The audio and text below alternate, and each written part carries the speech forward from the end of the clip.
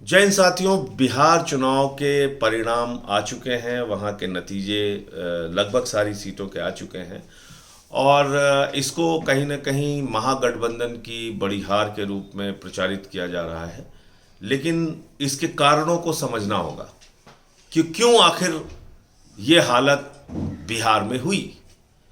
जो चुनाव पूरी तरीके से आरजेडी के नेतृत्व में जीतता हुआ दिख रहा था, जो चुनाव तेजस्वी यादव के नेतृत्व में जीतता हुआ दिख रहा था और एग्जिट पोल के नतीजे भी इसी प्रकार के थे, वो अचानक हार में कैसे बदल गए। कुछ एक कारण मैं कल मनोज झा जी को सुन रहा था जो बता रहे थे कि कुछ अंतिम समय में वहां पर काउंटिंग आदि में गड़बड़ियां की गई। लेकिन इससे भी बड़ा सवाल यह है कि आखिर कांग्रेस पार्टी ने 70 सीट ली क्यों बिहार के अंदर, जब उनकी सांगठनिक क्षमता नहीं थी, जब उनकी चुनाव की तैयारी नहीं थी, जब उनके पास चुनाव जीतने के लिए अच्छे प्रत्याशी नहीं थे। तो 70 सीट उन्होंने जबरन बिहार में लेके आज भारतीय जनता पार्टी को सरकार बनाने का वहां पर मौका दे दिया। यानी भारतीय जनता पार्टी की नफरत की राजनीति, सांप्रदायिकता की राजनीति, बांटो की राजनीति, हिंदू मुसलमान की राजनीति, बांटो और राज करो की राजनीति, जो एक राज्य में, एक बड़े राज्य में, हिंदुस्तान के बिहार जैसे राज्य में रुक सकती थी, आज कहीं ना कहीं फिर से बीजेपी की सरकार वहां बनने जा रही है। आपने क्यों 70 सीटें ली, इसका जवाब कांग्रेस पार्टी को देना चाहिए।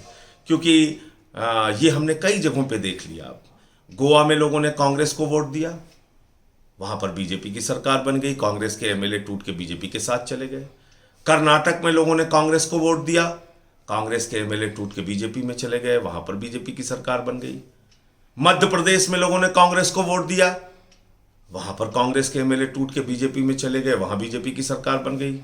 बिहार में जबरन 70 सीटें कांग्रेस पार्टी ने ले ली, वहां पर बीजेपी की सरकार बन रही है।